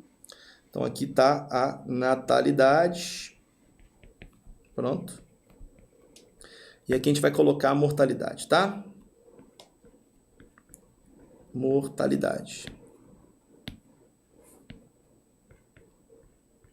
O que é a taxa de mortalidade, Léo? É a quantidade de mortes de óbitos, mortes por ano para cada 1.000 habitantes. Tem 3 zeros aqui, tá, gente? Muito bem. Lembrando que a diferença entre natalidade e mortalidade é o que a gente vai chamar de crescimento natural. Então, também vai sofrer alteração. Se você altera esses dois, consequentemente, você também altera aquilo que a gente chama de crescimento vegetativo ou natural. Crescimento vegetativo. Também chamado de natural, tá? Ou natural. Fechou, galera? Como é que calcula esse cara? É só pegar o tanto que nasce, natalidade, menos a mortalidade. Nat menos morte. Beleza? Então, gente, eu fiz esse raciocínio todo com você da transição demográfica para a gente falar desse gráfico aqui, ó. Eu coloquei o esquema tudo aí para você anotar ou quiser dar um print, tá? Vamos para esse gráfico aqui, ó. Esse gráfico ele vai mostrar como que acontece a transição demográfica. Ela acontece em etapas, tá, galera? E aí, vamos lá. Na primeira etapa, a gente tem aqui altos níveis de natalidade. Isso aqui é a natalidade, tá? Tá elevada, beleza? E a taxa de mortalidade também tá elevada. Então, você tem muita gente nascendo e muita gente morrendo. Se nasce muita gente e morre muita gente, quer dizer que cresce pouquinho. O crescimento natural ou vegetativo tá baixo, que é essa linha tracejada que eu coloquei aqui. Se eu só marcar ela para você, para te dizer que essa aqui é a linha do... Vou colocar CV, tá, gente? CV é crescimento vegetativo, beleza? Bom, Léo, e daí? E daí, galera, que na segunda etapa, perdão, da transição demográfica, a gente percebe uma queda da taxa de mortalidade, tá? Ô, Léo, por que aconteceu essa queda da mortalidade? Gente, uma coisa importante você entender, importantíssima, tá?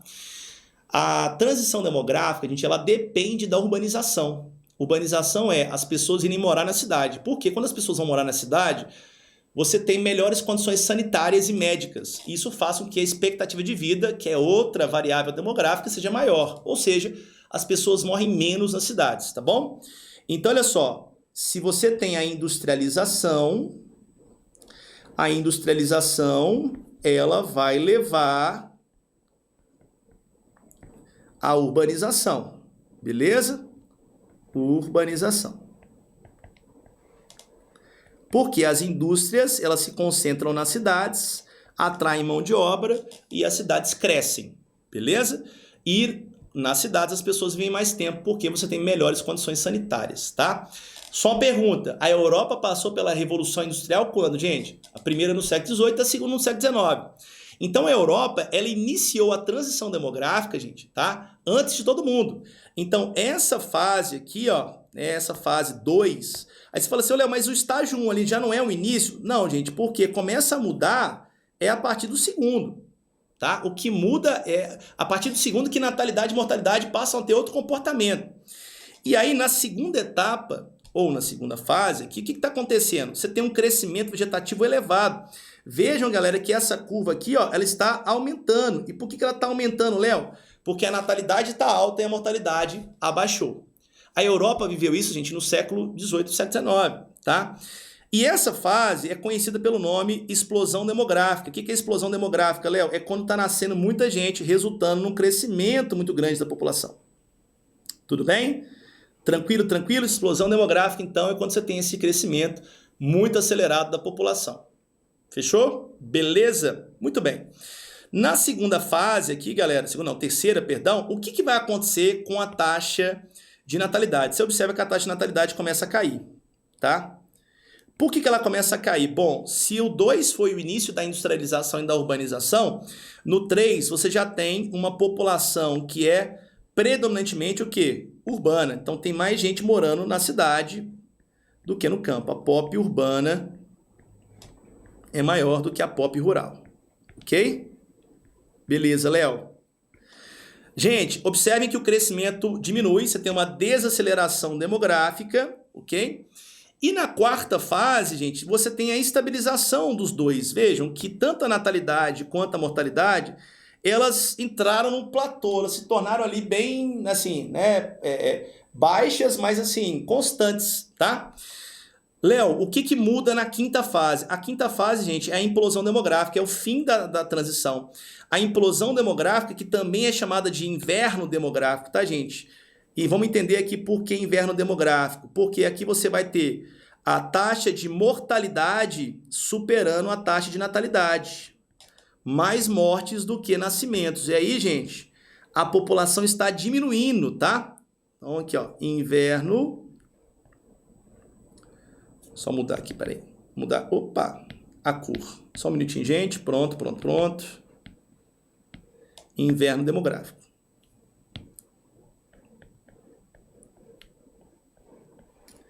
Demográfico. Beleza? Vou abreviar aqui, tá?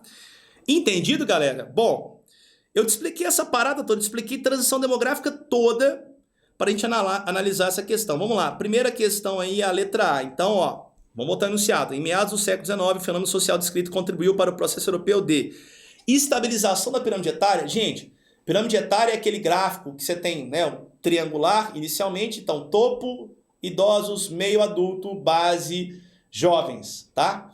O que está acontecendo? À medida que o tempo vai passando, a base vai estreitando, que é o que está acontecendo na Europa já há algum tempo, o meio vai crescendo e o topo também. Chega um determinado momento que o meio da pirâmide, que são os adultos, diminui, o topo só vai crescendo, tá?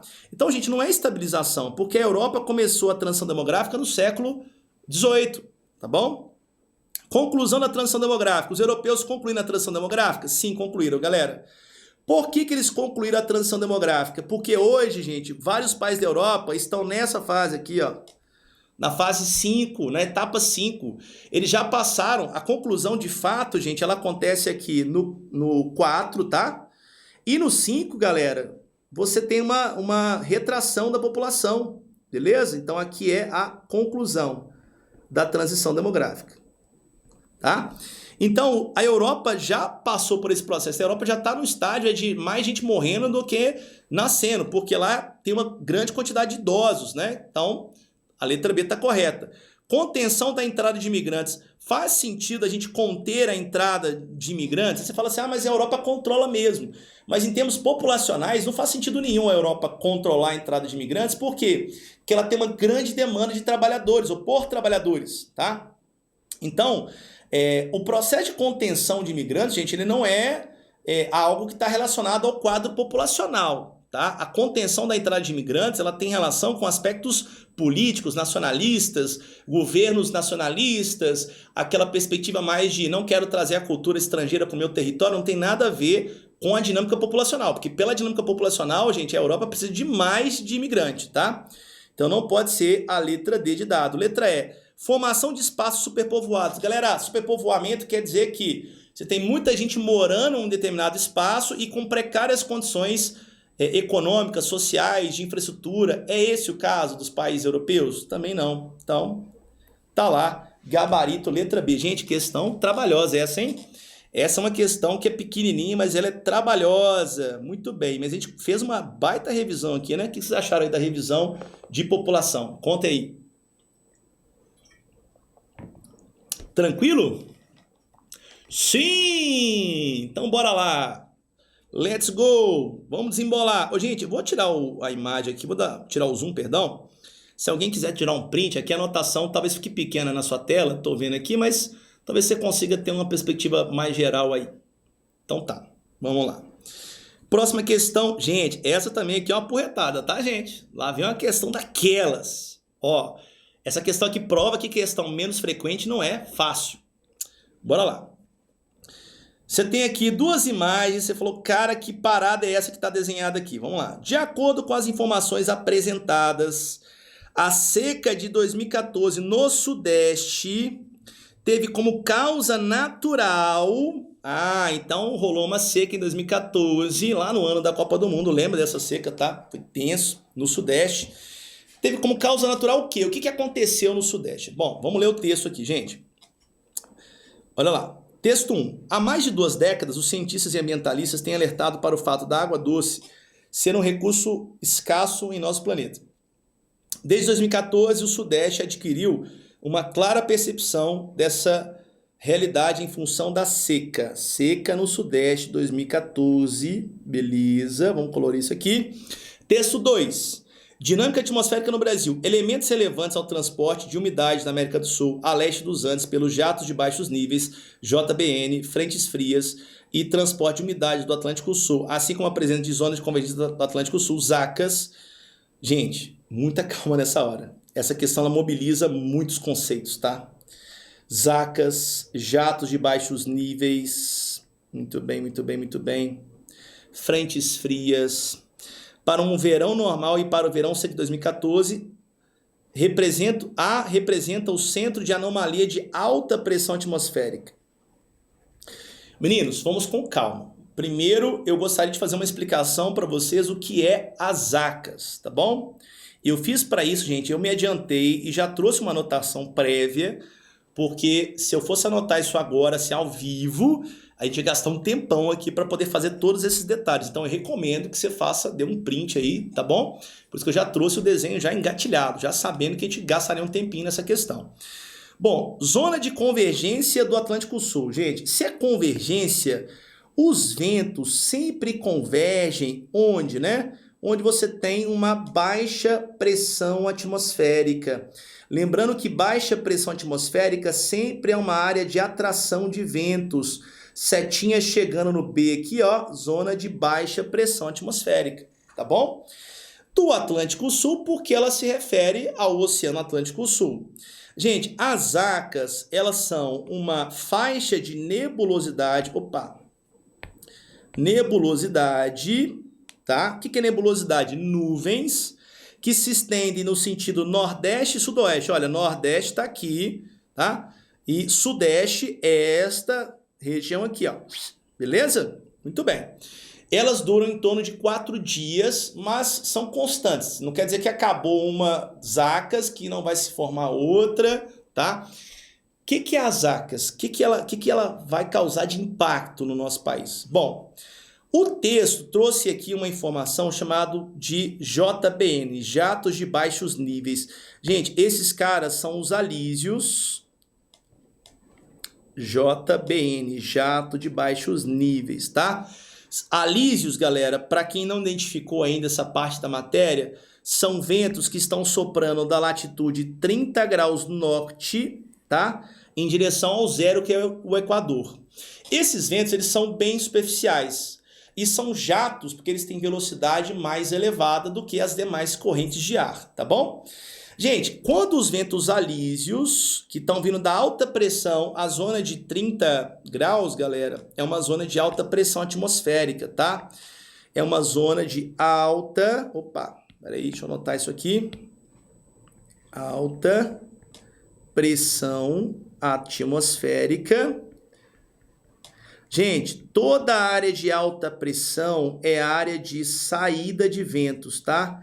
Então, se o Bzinho chega, o Azinho sai, beleza? Alta pressão, saída de ventos. O ar está saindo da alta e está convergindo na baixa. Então, veja, você tem ar saindo do 30 graus norte e indo em direção à região equatorial. Quando esse ar chega na região equatorial, gente, ele está passando pelo oceano. E o oceano, gente, tem um tantão de vapor de água. Isso aqui é vapor de água, tá bom? Vamos colocar aqui H2O, vapor gás, tá? Que está sendo soprado para dentro da Amazônia. Quando esse ar chega aqui na Amazônia, gente, ele capta mais umidade da região amazônica e transforma essa umidade em que, Léo? Transforma essa umidade, gente, em nuvens, tá? Nuvens. Então, isso aqui, ó, são as nuvens que são formadas sobre a Amazônia. Nuvens. E essas nuvens, galera, vão ser sopradas em direção à Cordilheira dos Andes. Então, o ar tá fazendo isso aqui, ó, passou sobre a Amazônia. Isso aqui é que nem um Uber de umidade, tá, gente? Então, ó, pegou umidade no Atlântico, pegou mais umidade na Amazônia, foi em direção aos Andes. Mas quando chega nos Andes, esse ar não consegue ultrapassar totalmente os Andes, galera. Ele é rebatido, tá? Em direção à região sul e sudeste do Brasil, principalmente o sudeste, tá bom? Léo, e daí? Gente, as ACAs, elas são típicas, né, dos momentos em que você tem temperaturas mais elevadas na região sudeste. Temperatura elevada na região sudeste, ou seja, ar quente, gera mais umidade na região sudeste, tá? Então você já tem muita umidade na região sudeste, muita nuvem na região sudeste, típico do verão, por exemplo, tá, gente? E ainda disso está chegando um tantão de nuvem e umidade que está vindo da Amazônia, tá? Até aqui fez sentido para vocês, pessoas? Me contem aqui no chat se está tudo bem, beleza? Nosso querido John tá aí dando todo o auxílio para vocês. Vamos lá, galera. Além disso, nós temos também, né, como aqui é uma zona de baixa pressão e baixa pressão atrai ventos, a atração de frentes frias. Frentes frias, galera, é a parte da frente de uma massa de ar polar. As frentes frias estão vindo lá do Polo Sul. Frentes frias. E o que as frentes frias fazem? As frentes frias estão soprando também vapor de água, muita água em direção ao sudeste.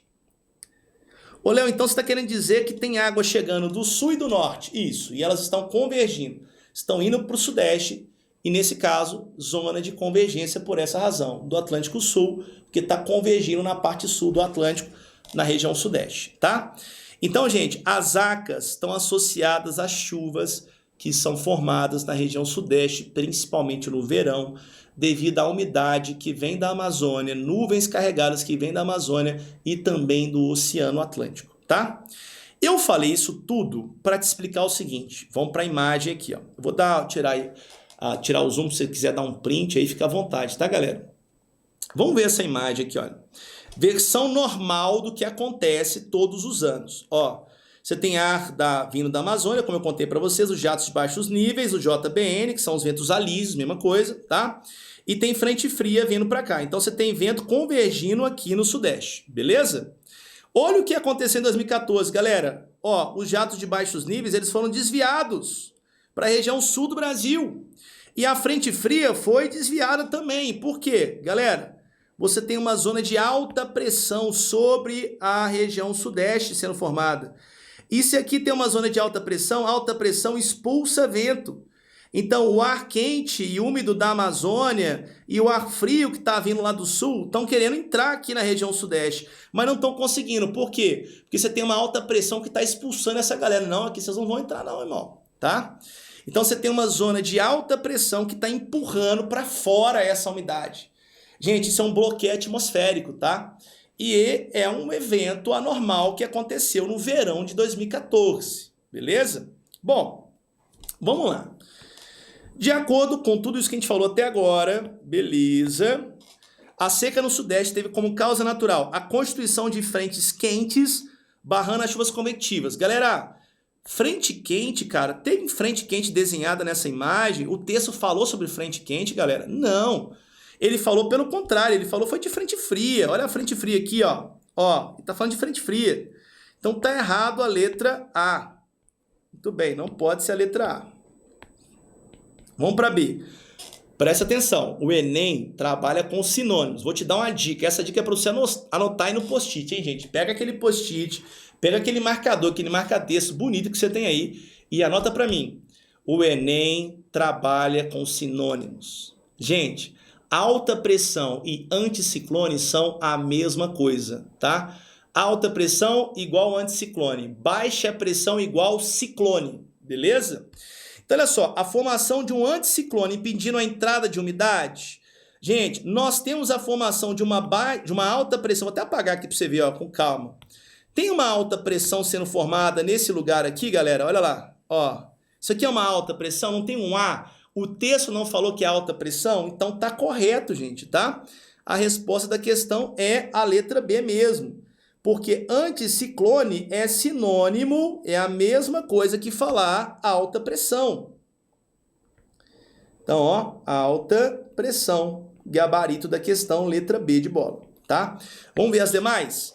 Presença de nebulosidade na Cordilheira dos Andes. Ô, gente, a seca tem a ver com nebulosidade presente na cordilheira, tá?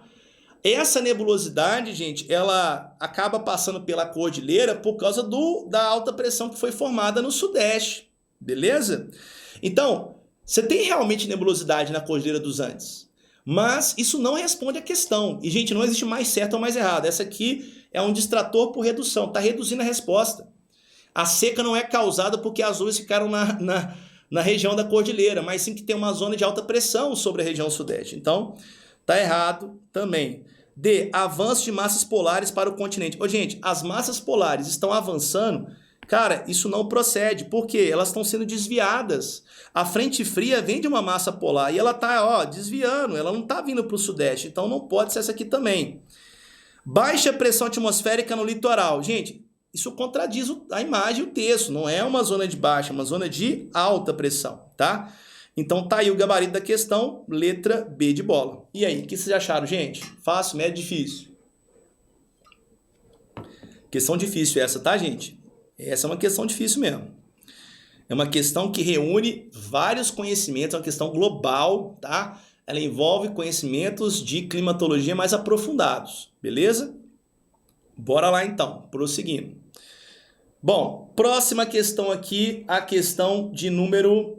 A próxima seguinte aqui, me perdi na numeração aqui, meu arquivo está sem a numeração aqui, gente, mas vamos lá, é a próxima questão, a questão de 2019 do Enem. Beleza, beleza, beleza. Vamos lá. Os textos indicam uma relação da sociedade diante da natureza, caracterizada pela... Então, a gente está falando de uma relação da natureza que está sendo trazida nos textos. Texto número 1. Os segredos da natureza se revelam mais sobre tortura dos experimentos do que sobre o seu curso natural. Texto 2. O ser humano, totalmente desintegrado do todo, não percebe mais as relações de equilíbrio da natureza. Age de forma totalmente desarmônica sobre o ambiente, causando grandes desequilíbrios ambientais. Ô, gente, você concorda que esses dois textos estão conversando? Quando o texto 1 fala assim, olha, os segredos da natureza se revelam sob a tortura, tá? Do que sobre a relação natural. Gente, ele está usando aqui uma analogia da tortura para dizer o seguinte, o ser humano vai pressionando as florestas, enfim, os oceanos, e isso altera a dinâmica natural do meio ambiente, tá? Então, nós estamos falando aqui que os textos indicam uma relação caracterizada por objetificação, palavra difícil essa, hein? Do espaço físico. Ô, gente, essa questão aqui é uma questão bem filosofia, tá? E sociologia também. Realmente, assim, você está tornando o espaço físico um objeto, né? Tipo, eu vou lá e uso a floresta amazônica, tiro a madeira, tiro o minério de ferro, enfim, tá tudo certo. Eu extraio a água, enfim, não estou preocupado com o recurso natural, eu estou preocupado com o meu interesse, tá? Então, realmente a gente tem aqui uma objetificação do espaço físico, onde cara o gabarito. Letra B, retomada do modelo criacionista. Gente, o texto fala sobre criacionismo? Não. Recuperação do legado ancestral. Legado ancestral é o legado dos povos originários. O texto está falando que o ser humano está resgatando valores dos povos originários? Também não. Infiabilidade do método científico. Gente, os textos eles estão colocando em xeque o método científico de hipótese, enfim, conclusões? Não, também não, tá? Formação da cosmovisão holística. Os textos estão falando que a gente estão relacionados a uma visão mais cosmopolita, global, holística, integrada da natureza, mais natural. Tem isso, gente? Não, visão holística seria uma visão que contempla mais o natural do que o reflexo da ação humana. Então, também não pode ser a letra E, tá? Gabarito da questão, alternativa A. Muito bem, galera, estamos caminhando, chegando próximo do final aqui da nossa live. Simbora aqui. Bom, próxima questão, também questão de demografia, assim como aquela que a gente fez de transição demográfica agora há pouco. Olha lá a questão. A ação estatal que contribui para o aproveitamento do bônus demográfico é o estímulo a. Primeiro, eu já até escrevi aqui para você uma parte aqui da resposta, né, gente? Ó, vou até apagar e vou escrever de novo esse trem aqui para ficar bonitinho para você fazer junto comigo, tá? O que é o bônus demográfico? Vou colocar aqui BD, tá bom? É quando você tem a quantidade de pessoas adultos, maior do que a soma de crianças e idosos na população. Vamos colocar jovens e idosos, peraí. Não, é criança mesmo. Vamos deixar criança. Melhor. Eu vou te explicar por que eu vou deixar criança aqui agora. Crianças, mais idosos. Qual que é a ideia, galera? Idosos, no caso, tá? São pessoas que têm mais de 65 anos. Gente, quando eu falo aqui dessa soma, isso aqui é o que a gente vai chamar de população inativa. Inativa é quem tem mais de 65 ou quem tem menos de 15 anos, tá? Então, isso aqui é a população inativa, beleza? Muito bem. Léo, e daí? Os adultos fazem parte da população ativa. POP ativa. E o que é a POP ativa? A POP ativa é todo mundo que tem entre 15 e 64 anos, tá? Porque 65 você já está na população inativa, por idade, tá bom?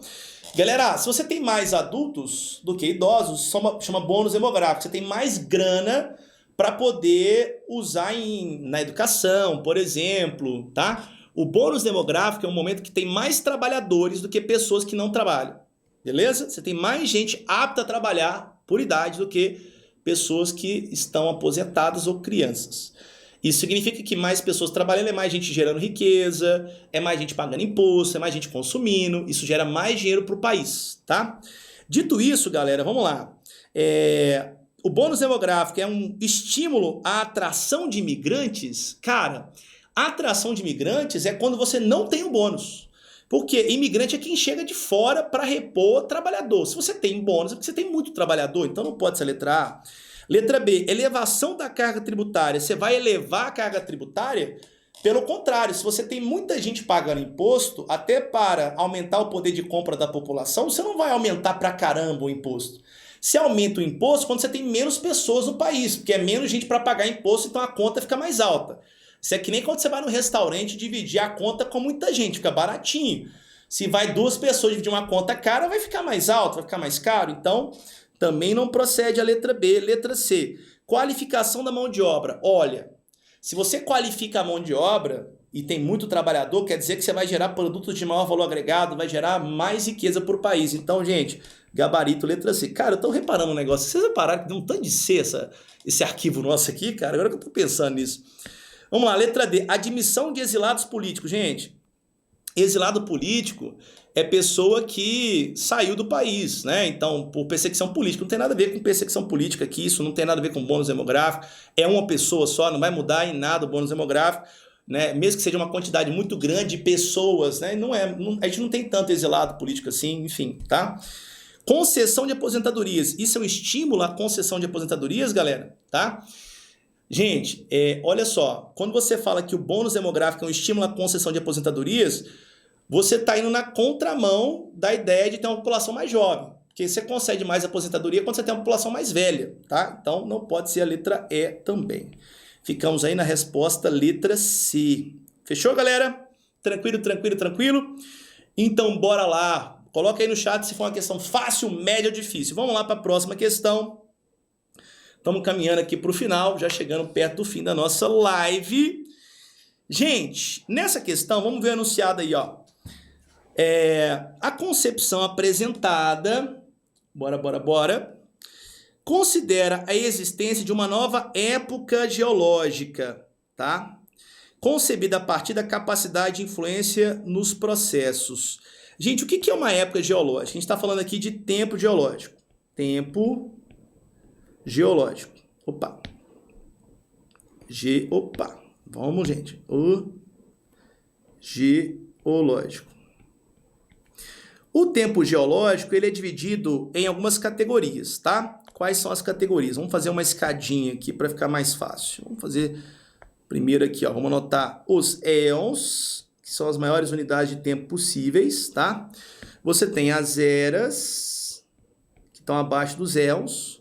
Você tem os períodos, ok? Que estão abaixo das eras. E você tem também, tá, as épocas. Épocas que são unidades de tempo menores do que todas as demais. Ô, Léo, só para eu entender como é que funciona essa lógica aqui. Gente, isso aqui é que nem assim a lógica... Só consertar essa parada aqui. Peraí. Isso aqui é que nem a lógica milênio, século. Então é como se os éons fossem os milênios. Não são, tá, gente? Mas como se fossem. As eras como se fossem os séculos. Então você tem menos milênios e mais eras, no caso mais séculos, né? Os períodos seriam equivalentes às décadas e as épocas seriam equivalentes aos anos, tá? Mas na prática, gente, eu fiz aqui uma analogia, tá bom? Porque a gente não consegue parametrizar em termos de tempo cada éon, cada era. Então a gente tem, por exemplo, 4 éons. 3 éons somando dão 4 bilhões de anos. Um éon dá 560. Só para você ter uma ideia que não é um parametrizado, tá? Bom, galera, mas o que o texto está dizendo é que está sendo proposto uma mudança, né? Um acréscimo aqui nas épocas. E para atrair ali, ou para caber a ação de quem? A ação humana. Vamos ver o texto? Olha lá. A pegada ecológica gigante que estamos a deixar no planeta está transformada de tal forma que os especialistas consideram que já entramos numa nova época geológica, o antropoceno. Antropoceno, gente, antro vem de homem, né? E muitos defendem que se não travarmos a crise ambiental mais rapidamente, transformaremos a Terra em Vênus, do que iremos a Marte. A expressão antropoceno é atribuída ao químico Prêmio Nobel da Paz Paul Crutzen, que a propôs durante a conferência de 2000, ao mesmo tempo que anunciou o fim do Holoceno. Holoceno, gente, é o período em que o ser humano surge, né? E aí, surge e, na verdade, só fazendo uma correção, ele surge no Paleoceno. Mas no Holoceno, galera, é o momento que o ser humano desenvolve, né, a agricultura, desenvolve-se, enfim, tá? E é a época que nós nos encontramos há cerca de 12 mil anos, segundo a União Internacional das Ciências Geológicas, a entidade que define as unidades de tempo geológico. Beleza, Léo. A concepção apresentada considera a existência de uma nova época concebida a partir da capacidade humana de influência nos processos, vamos lá, eruptivos. Gente, nós estamos falando de processo eruptivo, de erupção vulcânica? Não estamos falando de erupção vulcânica, tá? Processos exógenos seria intemperismo, erosão, relacionado com chuva, vento, também não tem nada a ver. Tectônicos, né? Assim, o ser humano... gente, só voltando aqui um pouquinho. Perdão, tá? Vamos voltar aqui um pouquinho. Desculpa que passou um detalhe batido aqui. Voltamos na letra B. Volta aí. Na letra B, só voltando aqui um pouquinho, quando ele fala exógeno, ele está falando da atmosfera, tá, gente? Só fazendo uma correção aqui. Atmosfera. E se ele está falando da atmosfera... O ser humano tem impactado muito na atmosfera? Tem. Como? Lançando mais CO2, enfim, mais gás metano, intensificando o aumento da temperatura, as mudanças climáticas. Então, voltando aqui um pouquinho, ele não está falando do intemperismo, tá? Ele está falando aqui de ações humanas que interferem em processos exógenos. É claro que o intemperismo também é um processo exógeno, mas aqui ele está chamando a atenção mais para algo que está do lado de fora da Terra. Até porque o que está dentro da Terra, o ser humano não tem nenhum tipo de interferência. O ser humano não consegue interferir em atividade vulcânica. O ser humano não consegue interferir em tectonismo, movimento de placa. Ele não consegue interferir na formação de rochas magmáticas, tá? Ele não consegue interferir na formação de rocha metamórfica. Repara que todos os extratores errados ou incorretos, eles têm a mesma lógica. Forças internas, beleza? Então, galera, nós estamos falando que o ser humano está alterando o que está lá de fora, não o que está dentro. Exógeno vem de fora, tá? Então, por essa razão que o Paul Crutzen tem proposto, aí eu propus essa criação da época do Antropoceno, tá? Então, a resposta está certa, letra B de bola. Tá bom, galera? Olha como é que é importante você ler com calma a questão. Você viu? Eu estava lendo aqui, já estava passando batido essa ideia do processo exógeno como algo externo, tá? Não leia com pressa, tá? Vamos fazer bem devagarzinho aqui as questões para não passar nenhum detalhe batido, certo? E aí, o que vocês acharam dessa questão, gente? Conta aí, pessoas! Conta aí! Ô, gente, você que tá no final dessa live, cara, vai dar tudo certo, você vai brilhar demais nesse Enem. Você vai brilhar demais, cara. Você tá acompanhando até o final aqui, parabéns, você tá aqui comigo até essa hora. Eu sei que tá tarde, eu sei que você tá cansado, mas você tá aqui, cara, firme e forte acompanhando a live. Bora lá que vai valer a pena. Segura o boi pelo chifre que vai dar certo, irmão. Vamos lá. Gente, nessa questão aqui do Enem de 2019, olha lá, a divisão política do mundo como apresentada na imagem. Então você tem uma divisão apresentada na imagem, beleza. Seria possível caso o planeta fosse marcado pela estabilidade. Olha, gente, o que está sendo mostrado aqui? Cara, é meio que uma pangeia, você concorda? Todos os continentes unidos aqui, ó, tá? Ô, galera, a Terra já passou por alguns momentos de união de continentes. O mais famoso deles é a Pangeia. Mas teve um outro momento que foi lá na formação da Terra, lá na era paleozoica, que foi o continente Rodínia, que era é a avó da Pangeia, ou os pais da Pangeia, beleza? Bom, Léo, beleza. O que a questão está dizendo aqui? Ó? A divisão política do mundo. Então, a questão está trazendo uma visão política, tá? Como apresentada na imagem, política no sentido não da política partidária, não é isso, tá, gente? Política com relação às fronteiras, tá bom? Seria possível caso o planeta fosse marcado pela estabilidade de... Bom, gente, se a Terra não tivesse movimentação interna no manto terrestre, se os continentes não estivessem se movendo, a gente teria esse formato aqui, com certeza, esse formato territorial, político, tá? Então vamos lá. Ciclo hidrológico tem a ver com água? É água que movimenta a Terra, que movimenta o continente? Não. Processo erosivo, galera, movimenta continente? Também não, tá? Estrutura geológica. Opa, falou de geologia, cara, você já pescou aqui uma parada, né? Geologia tem a ver com movimentação tectônica, tem a ver com tectonismo, tá? E realmente, quando as placas tectônicas se movem, a dança dos continentes acontece. Então quer dizer que se as placas não se movessem, a gente teria esse mapa aqui, bonitão. Gente, adivinha qual foi o gabarito de novo? Cara, não é combinado essa parada, prometo, juro pra vocês que não é, gente. Letra C, tá? Índice pluviométrico não pode ser, porque a gente não tá falando aqui de chuva e nem pressão atmosférica. Então ficamos aí na alternativa C de novo. Tudo bem? Tranquilo, tranquilo, tranquilo? Então bora lá, desembolando. Simbora que nós estamos chegando perto do final. Bora lá, gente. Ó, questão do Enem 2020. Penúltima questão aí da nossa live. Já estamos chegando aí a quase uma hora... Não, quase 1h40, 1h38, tá? Então quase perto do final aí. Gente, olha só. Vamos ler aqui um enunciado.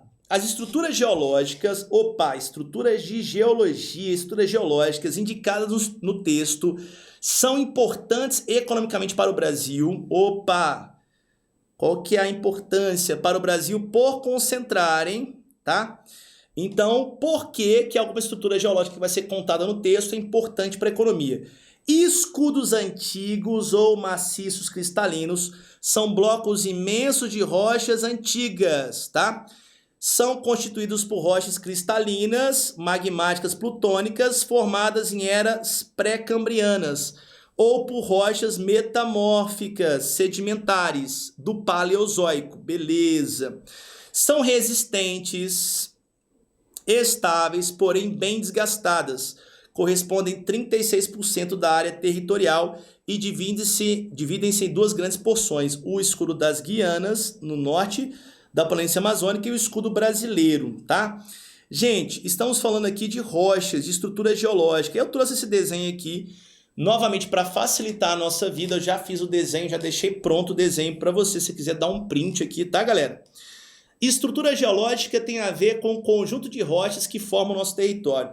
Quando você fala de escudos cristalinos, galera, como o texto disse, são formados por rochas do tipo magmática, plutônica, que é intrusiva, tipo granito, por exemplo, que é formado dentro da crosta, muito antiga, e rochas metamórficas, tá? Esses escudos, eles foram formados no Arqueano, há 4 bilhões de anos atrás, então você está entendendo por que é muito velho, e no Proterozoico, há 2,5 bilhões de anos atrás. Então, estas áreas aqui, ó, são as áreas dos escudos, tá, gente? Isso aqui é o escudo das Guianas, que ele falou no texto, ó. Então, cá está o escudo das Guianas, ou da Guiana. Escudo das Guianas. E todo o resto é escudo brasileiro, tá, gente? Então, o restante faz parte, onde tem pontinho vermelho aqui e laranja, sem ser as Guianas, faz parte do escudo brasileiro.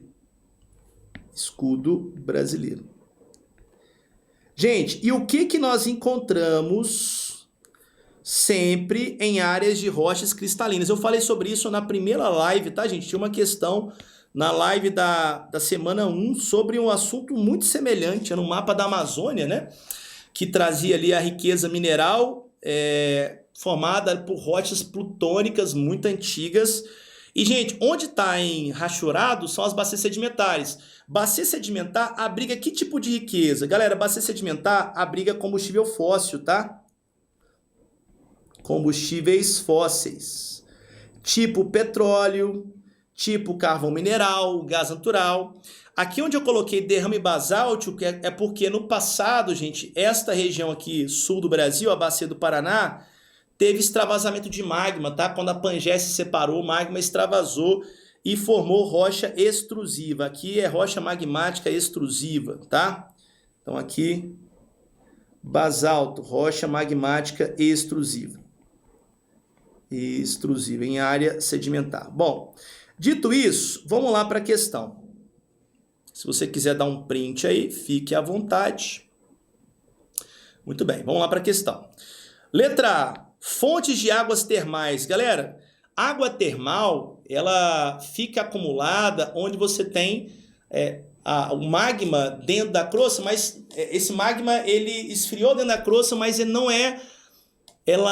Como é que eu estou tentando achar a expressão mais fácil para explicar isso aqui? As águas termais, elas são formadas por águas quentes acumuladas dentro da terra. Mas para essa água acumular, você tem que ter rocha porosa, tem que ter rocha sedimentar. Então não pode ser água termal, porque a água termal fica armazenada em rocha sedimentar, que não é o caso. Rochas cristalinas são magmáticas ou metamórficas. Salgema, gente, tá? É uma rocha formada de cloreto de sódio e também salgema é sedimentar, tá bom? Jazida de minerais metálicos. Tem minerais metálicos em área cristalina? Sim, galera. E adivinha? Cara, eu não tô acreditando, bicho. Deu C de novo, gente. Gente, eu só percebi isso na hora que eu comecei a fazer as questões, que eu não tinha visto antes, tá? Jazida de minerais metálicos, letra C de novo. Vamos lá. Depósito de calcário agrícola. Calcário é sedimentar. Também não é rocha sedimentar aqui, tá? Então, vermelhinho para cá também. Beleza. Reserva de combustível fóssil. Também não pode ser, porque combustível fóssil fica em área sedimentar. Tudo bem?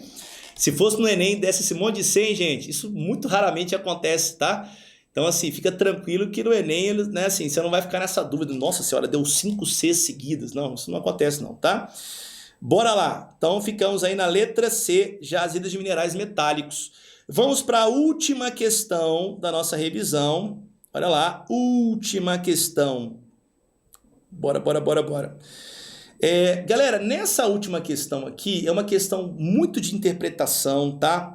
É uma questão que eu considero como média, tá bom? Vamos lá. Sobre a tragédia de Mariana. Então, lembrando lá em 2015, em Mariana, a gente teve o rompimento da barragem, que acabou, de Bento Rodrigues, tá? Que acabou causando aquela tragédia toda, com lama descendo em costa, foi um caos, né? E ali você tem um rio, que é o Rio Doce, que deságua, tá, no litoral brasileiro. E, galera, toda essa lama desceu junto com o Rio Doce, beleza? Bom, mas vamos lá. Texto 1. O aumento de casos suspeitos de febre amarela em Minas pode estar relacionado com a tragédia de Mariana. Pode estar. Veja, olha, vou destacar isso aqui. Pode estar, tá, relacionado com a tragédia de Mariana. Beleza. Em 2015, segundo a bióloga da Fiocruz, Márcia Chá, a hipótese tem como ponto de partida a localização das cidades mineiras, que identificaram até o momento casos de pacientes com sintomas da doença. Grande parte está na região próxima ao Rio Doce, afetado pelo rompimento da barragem de Fundão em novembro de 2015. Ô, gente, essa pesquisadora está dizendo o seguinte: à medida que a lama foi descendo, ela atingiu florestas. Lembrando, galera, que a febre amarela, ela é uma arbovirose, né? Eu gastando na biologia aqui, né? Que é transmitida por mosquito, e a gente sabe que esse mosquito, o criadouro dele é a área de floresta, tá? Áreas úmidas. Se a lama desceu, de acordo com essa floresta, para essas áreas, destruiu a floresta e fez com que esses mosquitos se aproximassem de áreas urbanas. Texto 2. Por outro lado, Sérvio Ribeiro considera remota a possibilidade de influência em Mariana, nesse surto de febre amarela em Minas Gerais. A febre amarela é uma doença do interior da floresta. O mosquito que a transmite põe ovos em cavidades de árvores e bromélias. É um mosquito de estrutura de floresta. Ele não se relaciona com grandes corpos d'água e com rios. As cidades afetadas pela doença estão em uma região onde os rejeitos não chegaram com força para derrubar a floresta, diz o biólogo. Então, gente, vocês perceberam aqui que há um conflito de visões, né? Então, o texto 1 está falando que sim, tem influência, o texto 2 não tem influência. Sobre a tragédia de Mariana, os textos apresentados divergem quanto à poluição dos rios locais. Não, eles não estão divergindo sobre isso, né? Eles sabem, e todos os dois autores, eles não negam a contaminação do rio, nem nada. Mas eles divergem com relação à doença, a relação que existe entre o que aconteceu em Mariana e a proliferação da febre amarela, tá? Identificação da área afetada, tá? Gente, eles se divergem com relação à identificação dessa área afetada, de fato, é isso que eles estão divergindo. O que vocês acham, gente? Conta pra mim aí. E aí? Muito bem. Ó, fala pra mim no chat o que tá rolando. O que você acha sobre isso? Vamos lá. Galera, guarda essa aí primeiro, a letra B. Essa letra B você poderia ficar na dúvida, até porque a identificação, cada um tá falando que tem uma diferença de identificação. Aliás, eu vou resolver ela de uma vez. Vamos pensar aqui. Por que não pode ser letra B, gente? Porque os dois estão falando de floresta. Concorda? Eles não estão negando que a febre amarela, ela depende de floresta. Só que a primeira pesquisadora está dizendo que a floresta foi dizimada, tá? E o segundo está dizendo que não é essa floresta da beira do rio, mas sim a floresta interior. Então eles não diferem com relação à identificação da área afetada. Destruição da vegetação nativa, eles também não diferem em relação a isso, né? Todos os dois dizem que a vegetação foi destruída mesmo. Eles diferem com relação a se isso tem vínculo com a febre amarela. O aparecimento de enfermidade endêmica. Então eles estão diferindo, galera, eles estão divergindo exatamente com relação à enfermidade. Qual a enfermidade? A febre amarela. O que é endêmico, Léo? Endêmico é que aparece em um determinado local. Eles estão diferindo, galera, com relação não à área afetada, né, mas sim à origem da febre amarela. Essa origem endêmica, tá bom? Eles estão dizendo o seguinte, olha, há uma divergência aqui, né? A Márcia, ela acredita que a área da floresta afetada pelo rio, enfim, é isso que está causando mais febre amarela. Não, mas não é isso. De acordo com o Sérgio, é outro rolê. Porque a febre amarela é do interior da floresta, então não tem relação direta entre os dois. Então eles diferem com relação realmente ao aparecimento da enfermidade, tá? Com relação à região em que ela aparece, a forma como ela aparece, beleza? Surgimento de comunidades desabrigadas, eles também não diferem sobre isso. Gente, isso aqui extrapola o texto, né? O texto não fala sobre comunidade desabrigada. Tudo bem? Gente, chegamos ao fim da nossa live da segunda semana. Espero que você tenha gostado demais. Queria agradecer a todo mundo que ficou comigo aqui nessas 1h49 minutos. Vamos inteirar 50 minutos agora, 1h50, quase 2 horas. Cara, você é o exemplo aí, ó, de resiliência, de aluno que vai buscar a sua vaga. E nós estamos juntos, irmão. Estamos juntos. Queria te agradecer demais. Desejar uma ótima noite e um bom descanso para vocês. E na próxima semana a gente tem mais um encontro marcado. Obrigado, John! Meu amigo, obrigado, cara, por você estar aí no chat respondendo a todo mundo com excelência. Um abraço para você também, cara. Valeu, gente. Tchau, tchau.